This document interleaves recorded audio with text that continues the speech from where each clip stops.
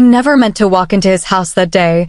It all started as an innocent mistake, an act of neighborly concern. My husband had left early that morning for a business trip, and I was spending another lonely day at home, cleaning and scrolling through social media. Around noon, I heard a strange noise from my neighbor's house. At first, I thought it might be the plumbing, but the sound persisted, a steady rush of water. Mr. Carter had lived next door for years, recently widowed and alone. Though we weren't close, I couldn't shake the feeling that something might be wrong. His front door was slightly ajar, heightening my concern. I knocked softly, calling out, "Mr. Carter, are you all right?" There was no response. The sound of running water grew louder, and my imagination spiraled. What if he had fallen? Summoning my courage, I stepped inside. Following the noise, I walked toward the bathroom. The door was open a crack, steam drifting into the hallway. "Mr. Carter?" I called again, and then I saw him. He stood under the shower, his back turned to me, water cascading over his shoulders, the bathroom mirror fogged with steam.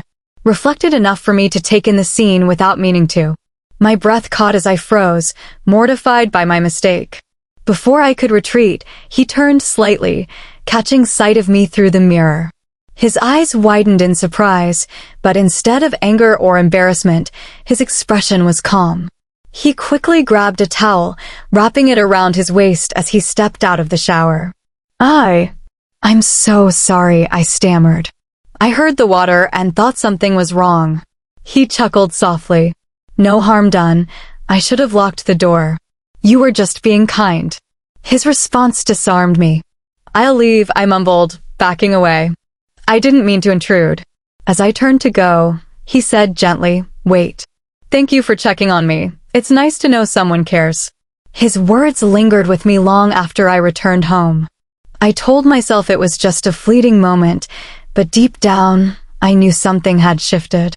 The days that followed were marked by a strange mix of curiosity and unease. I avoided crossing paths with Mr. Carter, feeling too embarrassed to face him. Yet, I couldn't get the image of him out of my mind. It wasn't just the way he looked, it was his calmness, his kindness. He hadn't been angry or uncomfortable, just understanding. One afternoon, as I was pruning the bushes in my backyard, his voice startled me. "Looks like you've got a green thumb," he said with a smile, leaning against the fence. My first instinct was to mumble something and retreat, but his tone disarmed me. "It's more of a battle than a skill," I replied, forcing a light laugh. "You're doing better than I would. My wife was the one with the talent for these things," he said, his expression softening. "I've let most of her plants go. I couldn't keep up with them." There was a vulnerability in his voice that made me pause. "I could help if you want," I offered without thinking. And so it began. I'd spend an hour or two in his yard, helping him tend to overgrown shrubs and neglected flower beds. He would join me, sharing stories about his late wife and his years as a teacher. His voice had a way of drawing me in, warm and steady, like a comforting tune. At first, it felt purely innocent, two neighbors sharing a connection. But the way he looked at me sometimes lingered longer than it should. I couldn't deny the way my heart skipped when his hand brushed mine. One rainy evening, I found myself at his door with a plate of cookies I'd baked to distract myself. When he opened the door, his smile was warm. "For me?" he asked, gesturing to the cookies. "Just thought you might like something sweet," I said, feeling foolish. He invited me in, and before long, we were sitting in his cozy living room. The warmth of the fire contrasted with the chill outside. We talked as we always did about everything and nothing, but tonight felt different.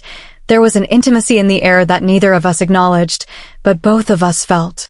As I set my glass down on the coffee table, our hands collided, and instead of pulling away, we froze.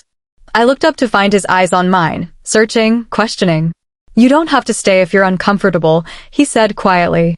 "I'm not uncomfortable," I whispered, before I could stop myself. He leaned closer, and I didn't move away. The space between us dissolved. When his lips met mine, it was gentle at first, almost cautious, but the moment quickly deepened. I knew it was wrong. Every fiber of my being screamed that this shouldn't be happening.